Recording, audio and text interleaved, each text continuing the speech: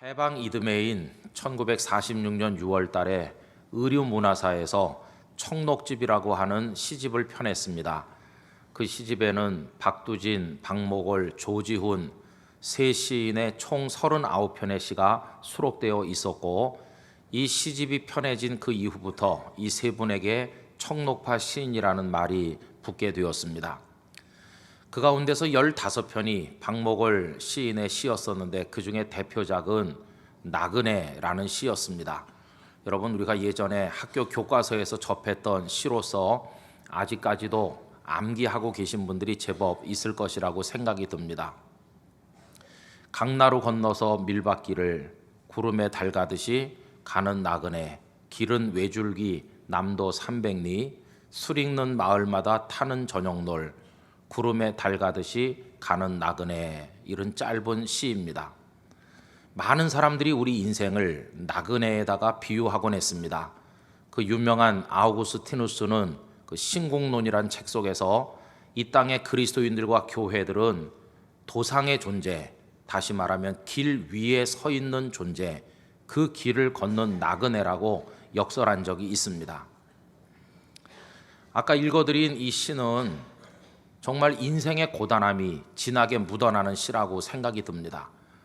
여러분, 이 시의 배경은 일제강점기입니다. 그러지 않아도 가난하던 우리 백성들이 일본 사람들의 수탈로 인해서 소위 맹령이라고 부르던 그 보릿고개가 거의 매년 찾아오는 어려움을 접하게 됐는데, 그런 상황을 그 속에서 반영하고 있습니다. 1910년 합방이 이루어진 다음에 일본은 일제히 토지 조사를 벌여서 농민들로부터 토지를 수탈했습니다. 그 다음부터 소작농으로 전락한 가난한 농민들은 그 엄청난 소작료, 세금, 비용 이거 다 빼놓고 나면 그 이듬해 보리를 추수할 때까지 절대 식량이 부족하였습니다. 그래서 풀뿌리와 나무 껍질, 흔히 촉은 모피로 연명하는 사람들이 부지기수로 많았습니다. 1930년 조선 총독부의 그 통계에 의하면 먹을 게 없어서 절대 양식이 부족한 사람들이 무려 전체의 48%에 이르는 125만 3천여 가구에 이른다는 보고가 있습니다. 남쪽으로 내려갈수록 형편이 더 어려웠는데, 가장 가난했던 지역은 전라북도 지역으로서 그 비율이 총 농가의 62%에 달했다고 합니다.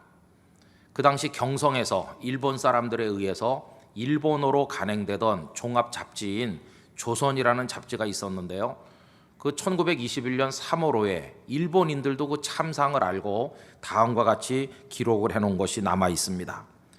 먹을래야 먹을 것이 없고 입을래야 입을 옷이 없는 방랑의 신세가 되어 사냐나 노변에 쓰러져 친척과 친구의 간호도 받지 못한 채 외로이 인생 행로의 종언을 고하는 자가 연년이 거수에 이르고 있다라고 쓰고 있습니다.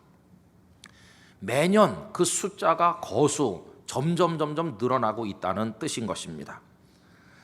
여러분이 나그네라고 하는 시에는 보리가 아닌 밀이 등장하고 있지만, 그 당시 밀농사도 가을에서 봄에 거두는데 그 추수를 하기 전까지 먹을 게 떨어지기는 비슷했습니다. 여러분, 그러다가 처음으로 밀을 조금 거두면 이 농부들은 오랜만에 사치를 경험하게 되는데, 그걸로 술을 빚어서 술 읽는 마을들이 곳곳에 존재하게 된 것입니다. 그래서 그동안 허기졌던 뱃속에다가 그 술을 들이붓는 그 농부들의 모습을 우리가 연상해 볼 수가 있겠습니다. 그러면서 타는 저녁놀이라고 그렇게 말을 했는데요. 어떤 분은 설명하기를 해가 서산머리에 걸려 온 대지가 붉게 물들었음을 보여주는 말이기도 하지만, 허기졌던 농민들이 그 술을 마시고 얼굴이 벌겋게 달아오른 그 모습을 반영하기도 한다고 설명하였습니다. 시 속의 나그네는 그런 술 읽는 마을들 사이를 걸어서 어디론지 자기 목적지를 향해서 가고 있음을 우리가 볼 수가 있겠습니다. 여러분, 그 가는 길에 널려 있는 게 뭘까요? 그것은 인생의 고통들입니다. 극심한 가난, 그로 인한 굶주림, 그리고 술로라도 고통을 잊어야 되는 그들의 참상, 그런 것들을 느껴볼 수가 있습니다. 그리고 동시에 이 술이라고 하는 것은 길을 가느라 지칠 대로 지친 나그네들에게는 거역하기 힘든 유혹이기도 했을 것입니다. 그 술 있는 마을 어느 한 군데 찾아 들어가서 술 한 잔을 얻어 마시고 취하여 그날 밤을 그곳에서 묵고 싶은 충동이 이 나그네들에게 얼마나 강했겠습니까? 더구나 이 시인은 타는 저녁노을 이렇게 말함으로써 그 시각이 곧 해가 떨어지기 직전이라는 것을 우리에게 보여줍니다. 조금 있으면 어둠이 대지를 덮어 밤이 올 것이고 하루가 끝나게 될 겁니다. 여러분, 그 하루는 사람들에게 어떤 날이었을까요? 그 하루에 어떤 사람은 생일을 맞이해서 평소에 제대로 못 먹던 진미를 먹으며 기뻐했을지도 모르겠습니다. 그런가 하면 그날 생일이긴 생일이로되 먹을 것이 없어 그 전날과 마찬가지로 초근모피로 연명하며 차라리 생일이 아니었더라면 슬프기라도 덜했을 것을 생각하면서 눈물 짓는 사람들도 있었을 것입니다. 어떤 사람은 그 하루 동안에 사랑하는 이를 만나기도 했을 것이고 어떤 이는 사랑하던 이를 잃어버리기도 했을 것입니다. 어떤 사람은 그날 하루 동안 살아있음에 감사하는가 하면 어떤 사람은 살아있음을 저주하기도 했을 것입니다. 그러나 태양은 동쪽에서 떠올라 땅에 두 발 붙이고 사는 이들의 눈물과 애환을 아는지 모르는지 너무나도 무심하게 자기 길을 달려 이제 서산머리에 걸려있는 정황을 이 시가 우리들에게 보여주고 있는 것입니다. 여러분, 이 하루는 우리의 인생을 반영한다고 생각합니다. 우리의 인생도 하루와 같습니다. 아침이 있는가 하면 낮이 있고 저와 여러분의 인생에도 저녁이 찾아오게 될 것입니다. 그 하루가 각자에게 다양한 하루이듯이 우리 인생도 다양한 종류의 인생의 모습들이 존재합니다. 기쁜 인생, 슬픈 인생, 성공한 인생, 실패한 인생, 뭘 얻은 듯한 인생, 가지고 있던 것마저 잃어버린 듯한 인생이 각기 자기 삶의 정황 속에서 다양하게 느끼고 표현되는 대로 존재하고 있는 것입니다. 그리고 잠시 후에 해가 지면 하루가 끝나는 것처럼 우리의 인생이 끝날 날도 언젠가는 다가오게 될 것입니다. 우리는 그 하루로 표현되는 일생을 걸어가는 나그네로 오늘 여기까지 지금 걸어오고 있는 중인 것입니다. 여러분, 그렇다고 한다면 이 고단한 인생길이 언제쯤 끝나는 것일까? 그리고 우리의 이 길은 도대체 어디로 이어져 나가는 것일까? 그리고 그 최종 목적지는 도대체 어딜까 하는 다분히 종교적이고 철학적인 질문을 가슴속에 품지 않을 수가 없는 것입니다. 여러분, 길을 걸어 인생을 가는 것은 예수님께서도 예외는 아니셨습니다. 오늘 시작되는 말씀 17절은 예수께서 길에 나가실세라고 하는 대단히 뜻있는 표현으로 시작이 되고 있습니다. 예수님께서 길에 나가셨다는 겁니다. 예수님께서 길 위에 서신 것입니다. 예수님께서도 길 위에 존재가 되셔서 그 길을 걸으셨다는 것을 말해주고 있습니다. 그러면 도대체 예수님께서 걸어가신 그 길, 오늘 본문의 이 길은 어디였는지 우리는 알 길이 없습니다. 그저 정보가 있다면 마가복음 10장 1절에 나온 것처럼 예수께서 거기서 떠나 유대 지경과 요단강 건너편으로 가셨다는 말 정도를 우리가 알고 있을 뿐입니다. 그러나 여러분, 그 길이 유대 어느 동네 길이었든 아니면 갈릴리에서 가까운 어느 동네 길이었든 그게 뭐 그렇게 중요하겠습니까? 모든 길은 길에서 길로 연결되어 있고 예수님은 당신께서 걸으셔야 될 그 길을 다 걸으셔서 당신께서 도착하셔야 될 목적지에 도달하신 게 아니겠습니까? 예수께서 길에 나가실세, 그 길에 서셨을 때 그 길 위에 예수님 외에도 많은 이들이 서 있었습니다. 가는 사람, 오는 사람, 멈춰 서 있는 사람들이 있었을 것입니다. 그런데 오늘 본문은 그 길 위에서 예수님께서 한 사람을 만난 이야기를 우리에게 소개해주고 있습니다. 그 사람도 그 길 위에 서 있었고 그 사람도 그 길을 걸어간 사람이었음을 알게 됩니다. 그런데 여러분, 여기서 한 가지 우린 질문해 볼 수 있습니다. 그러면 그 사람도 예수님과 함께 그 길 위에 있었는데 그는 예수님과 같은 길을 걷는 사람이었을까? 다른 길을 걷는 사람이었을까? 이렇게 질문을 해볼 수 있다는 것입니다. 그리고 이 질문에 대한 대답은 후자입니다. 그는 예수님과 잠시 같은 길 위에 있었으나 결국은 다른 길을 걸어가는 사람이 되었다는 것입니다. 여러분, 오늘 읽은 말씀 맨 끝절 22절을 다시 한번 보십시오. 그 사람은 재물이 많은 고로 이 말씀으로 인하여 슬픈 기색을 띠고 근심하며 가니라. 갔다고 그랬는데 아직 예수님은 그 길 위에 서 계시건만 이 사람은 자기가 먼저 어디론지 모를 자기 자신의 길을 따라서 가버린 것입니다. 그때 이후로 이 사람은 예수님과 같은 길을 걷지 않은 사람이 되고 말았습니다. 그러나 사실은 이 사람도 예수님과 같은 길을 걸어갈 수 있는 가능성이 아주 많았던 사람임을 이 본문을 통해서 알게 됩니다. 여러분, 우리는 그 가능성을 그 사람이 예수님께 했던 질문에서 찾아볼 수 있는데 그가 뭐라고 예수님께 질문을 했습니까? 17절 우리 다시 한번 다 같이 읽어보실까요? 예수께서 길에 나가실새 한 사람이 달려와서 꿇어앉아 묻자오되 선한 선생님이여 내가 무엇을 하여야 영생을 얻으리까? 그는 예수님께 영원한 생명을 질문했습니다. 영원한 생명이 얻고 싶은데 어떻게 하면 영원한 생명을 얻을 수 있는지 질문했습니다. 뭘 알 수 있습니까? 적어도 이 사람은 언젠가 자신의 인생이 해가 떨어져 하루가 끝나는 것처럼 자신의 삶도 그렇게 끝날 날이 있다는 사실을 분명히 알고 있었음을 우리에게 보여주는 것입니다. 그래서 그는 그 이후에 영원한 생명을 사모하게 되었고 그 영생을 얻는 방식을 예수님께 질문했던 것입니다. 여러분, 사실 이 사람은 부러울 게 없는 사람이므로 눈에 보이는 현실 세상 속에 만족할 수 있는 조건을 다 가지고 있었습니다.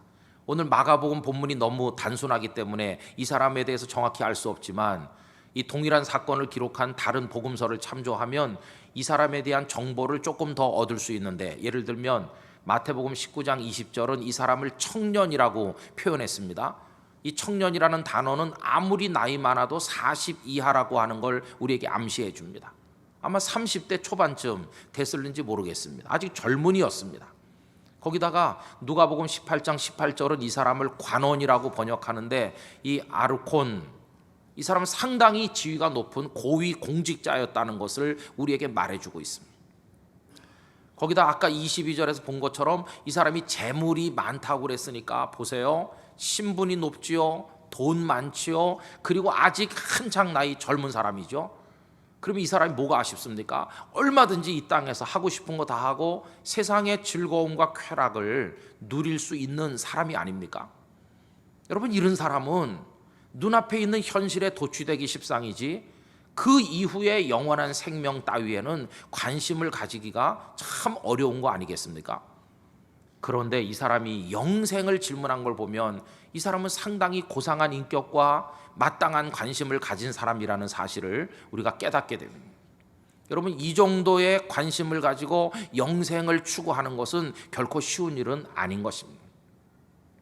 지난 1987년 폐암을 앓으시다가 77세를 일기로 세상을 떠난 삼성의 창업주인 고 이병철 회장을 여러분들께서 기억하실 것입니다. 그분은 암으로 자신의 인생이 다 돼가는 것을 느낄 그 무렵에 중요한 인생의 관심사가 있었는데 그걸 미처 깨닫지 못했다는 걸 알게 되었습니다. 그래서 그분은 비서에게 24가지 질문을 받아 적게 했고 그것을 한 신부님에게 보내서 대답을 듣기를 간절히 소원했습니다. 그 24가지 질문이 아주 유명합니다. 그 중에 몇 가지를 읽어드리면 이렇습니다. 첫째, 신의 존재를 어떻게 증명할 수 있습니까? 둘째, 신은 우주 만물의 창조주라는데 무엇으로 증명할 수 있습니까? 일곱 번째, 예수는 우리의 죄를 대신 속죄하기 위하여 죽었다는데 우리의 죄란 무엇입니까? 왜 우리로 하여금 죄를 짓게 내버려 두었습니까? 열째, 영혼이란 무엇입니까? 14번째, 인간이 죽은 후에 영혼은 죽지 않고 천국이나 지옥으로 간다는 것을 어떻게 믿을 수 있습니까? 마지막 24번째, 지구의 종말은 오는 것입니까? 여러분, 이 질문을 보내고 이 인생의 궁극적인 대답을 얻기를 갈망했습니다. 평생을 기업을 운영하면서 돈에 대한 관심으로 평생을 사신 분입니다. 그런데 죽음의 그림자가 덮이는 그때 가서야 비로소 이 관심을 표면화시키게 된 것입니다. 그러나 너무도 안타깝게도 그 질문들에 대한 답을 받기 전에 그분은 세상을 떠나게 되었으므로 그분의 이 관심은 너무 뒤늦게 찾아왔다는 것을 깨달을 수가 있지 않습니까? 여러분, 세상에 가진 거 많고 누리는 거 많은 사람치고 이런 영원의 문제를 일찍 깨닫는 건 정말 어려운 일인데, 오늘 본문에 등장하는 이 사람은 젊고 지위가 있고 재물이 많음에도 불구하고 벌써 예수님께 무릎을 꿇고 물을 정도로 영생에 대한 관심을 가졌으니 이 사람 대단히 훌륭한 사람이라고 밖에는 말할 수가 없지 않겠습니까? 자, 그런데 여러분, 참으로 유감스러운 것은 그런 사람임에도 불구하고 결론적으로 이 사람은 예수님과 같은 길을 걸어가지는 못한 사람으로 성경에 나와 있다고 하는 것입니다. 그렇게 훌륭한 관심을 가졌는데 왜 예수님과 같은 길을 걷지는 못했는가? 그 이유에 관해서는 우리가 다음 주에 조금 이어서 생각을 해보려고 합니다. 여러분, 어쨌거나 지금 지구촌에 무수하게 많은 사람들이 살고 있고 이 사람들을 다양한 기준에 의해서 구분할 수 있습니다만은 오늘 본문의 기준대로 한다면 둘 중 하나일 것입니다. 예수님과 같은 길을 걸어 같은 목적지에 도착하는 사람과 예수님과 다른 길을 걸어 다른 목적지에 도착하는 사람이 있을 것입니다. 여러분, 오늘 예수님께서 길에 나가실세라고 했는데 예수님의 그 길은 도대체 어디로 연결된 길이었겠습니까? 오늘 이 본문 이후로 마가복음을 유익 있게 읽어보면 길에 관한 정보를 우리에게 많이 말씀하는 것을 발견할 수 있습니다. 그 여러 가지 말씀 중에서 몇 가지만 여러분들에게 말씀드려보면 다음과 같습니다. 첫째, 마가복음 10장 32절을 보면 예루살렘으로 올라가는 길에 예수께서 그들 앞에 서서 가시는데 라고 되어 있습니다. 아, 예수님의 길이 예루살렘을 향하고 있구나 알 수 있죠. 또 마가복음 10장 46절에 와보면 그들이 여리고에 이르렀더니 라고 했습니다. 갈릴리에서 예루살렘에 가려면 여리고를 통과하게 되어 있습니다. 여리고는 해수면보다 300m쯤 낮은 곳에 있는 곳인데 그 여리고를 통과해서 이제 가파른 길을 대여섯 시간 올라가면 드디어 700~800m 고지에 위치한 예루살렘에 도달하게 되어 있습니다. 지금 예수님의 길이 여리고까지 이어졌구나 알 수 있죠. 그리고 드디어 예루살렘이 바라보이는 곳에까지 오시는데 마가복음 11장 1절 그들이 예루살렘에 가까이 와서 감람산 벳바게와 베다니에 이르렀을 때에, 감람산 벳바게와 베다니 마을에서는 저기 있는 예루살렘 성전이 빤히 바라다 보이는 곳인데 드디어 거기까지 오셨습니다. 그리고 마가복음 11장 11절에 가보면 예수께서 예루살렘에 이르러 성전에 들어가사, 드디어 예수님이 성전에까지 도착하신 것입니다. 그럼 여러분, 예수께서 길에 나가실세, 그래서 그 길을 걷고 또 이어지는 길을 걷고 걸으셔서 예루살렘에까지 도착하신 예수님이신데 우리는 그 길의 성격을 어떻게 규정 지을 수 있겠습니까? 우선 많은 사람들에게 그 길은 고난의 길로 여겨졌습니다. 여러분, 예수님께서 예루살렘에 가신 이유가 무엇입니까? 바로 저와 여러분의 죄를 속하기 위하여 십자가를 지시려고 예루살렘에 가신 것이지 아니십니까? 그러므로 그 길은 죽으러 가시는 길이었습니다. 그래서 고난의 길이고 그 길은 죽음의 길이라고 이름 붙일 수 있을 것입니다. 예수님의 발길은 성전을 거쳐 겟세마네 동산으로 이어지고 대제사장 가야바의 법정을 통과해서 헤롯의 궁궐 그리고 빌라도 총독의 관저를 통과하면서 비아 돌로로사를 거쳐서 그 골고다에까지 이르게 되었습니다. 그리고 그 위에 세워져 있는 십자가 위에 예수님은 매달리셨습니다. 그리고 예수님의 길은 아리마대 사람 요셉의 무덤에까지 이어졌습니다. 그 길이 워낙 힘들고 고단한 길이었기에 많은 사람들이 그 길을 같이 걷지 못했습니다. 한때는 예수님과 같은 길 위에 두 발을 디디고 서 있던 그 무수하게 많은 무리들과 많은 사람들이 다 각자 자기 갈 길로 가버리고 예수님께서는 그 길을 고독하게 걸으셔서 아리마대 사람 요셉의 무덤에까지 도착하신 것입니다.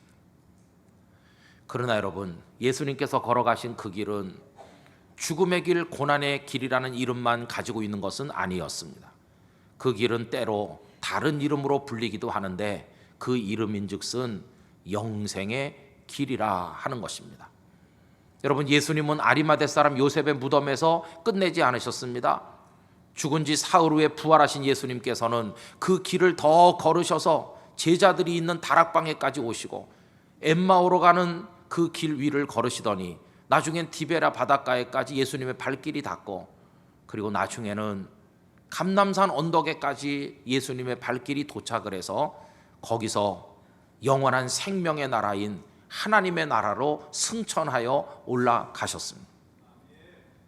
그 나라야말로 오늘 본문에 등장하는 이 부자 청년 관원이 그렇게 얻기를 갈망했던 생명으로 충만한 영원한 생명의 나라가 아니겠습니까? 예수님의 그 길의 마지막 목적지는 그 영생의 나라였다고 하는 것입니다. 여러분, 비록 그 숫자가 많지는 않았지만 어떤 이들은 예수님과 함께 그 길을 같이 걸어서 예수님이 도착하신 그 영생의 나라에 함께 도착한 이들이 있었습니다. 오늘 본문에 등장하는 이 사람이 다른 길로 떠난 이후에도 예수님의 제자들은 떠나지 않고 예수님과 같은 길을 걸어갔습니다. 예수님과 같이 여리고에도 왔고 가파른 언덕을 여러 시간 걸어 예루살렘에 도착했고 그리고 최후의 만찬을 드시던 다락방에까지 그들의 발길도 닿았고 그리고 겟세마네 동산에까지 제자들도 따라갈 수 있었습니다. 그러나 참으로 아쉬웠던 것은 거기까지였다는 것입니다. 가룟 유다가 검과 몽치를 손에 든 군인들을 이끌고 예수님을 잡으러 왔을 때 제자들은 각기 뿔뿔이 자기 길로 다 흩어져 가버리고 말았습니다. 그 다음부터 예수님은 고독한 길을 걸으신 것입니다. 제자들이 다시 예수님과 길을 걸을 수 있은 것은 부활하신 예수님께서 그들을 찾아오신 그 이후부터였습니다.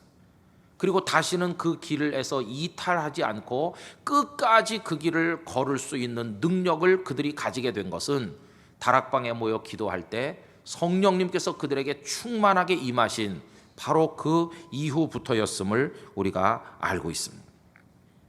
땅끝교회 성도 여러분, 우리는 지금까지 수십 년의 인생길을 나그네처럼 걸어서 오늘 여기까지 와 있는 것입니다. 지금까지 예수님과 함께 같은 길을 걸으셨습니까?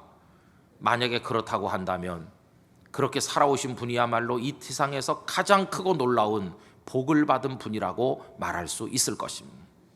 혹시 나는 지금까지 예수님과 같은 길을 걷지 못하고 다른 길로 방황했습니다, 이렇게 말씀하는 분이 있습니까?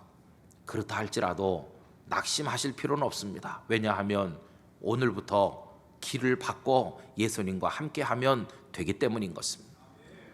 사울이라는 청년은 예수님이 걸어가신 생명의 길을 걷기는커녕 예수를 믿는 사람을 감옥에 가두는 이 패망의 길을 걷고 있던 사람 아닙니까? 어느 날 그가 다메섹으로 가는 길을 가는 그 도중에 예수님을 만나게 되었고 예수님은 그의 길을 바꾸게 만드셨고 그는 사울이 아닌 바울이라고 하는 이름이 바뀐 새로운 존재가 되어 이제는 예수님과 함께 그 길을 평생 가리라 다짐하는 복음의 사람이 되었음을 우리가 잘 알고 있지 않습니까? 성도 여러분, 저는 우리 땅끝 가족 모두가 예수님과 함께 걸어가기를 원합니다. 예수님과 같은 길을 걸으셔야 됩니다. 예수님이 가신 그 길로 우리도 가야 됩니다. 같은 목적지로 가시게 되기를 바랍니다. 예수님보다 앞서지도 말고 처지지도 말고 주위를 두리번거리지 말고 예수님께 시선을 고정하고 갈 수 있는 우리 모두가 돼야 되겠습니다. 여러분, 때로는 그 길이 좁아질 것입니다. 어떤 때는 가파라 숨이 찰 것이고 어떤 때는 급경사 길이 되어 위험하기도 할 것입니다. 그러나 원망하거나 불평하지 말고 그 길을 예수님과 함께 걸어갈 수 있어야 될 것입니다.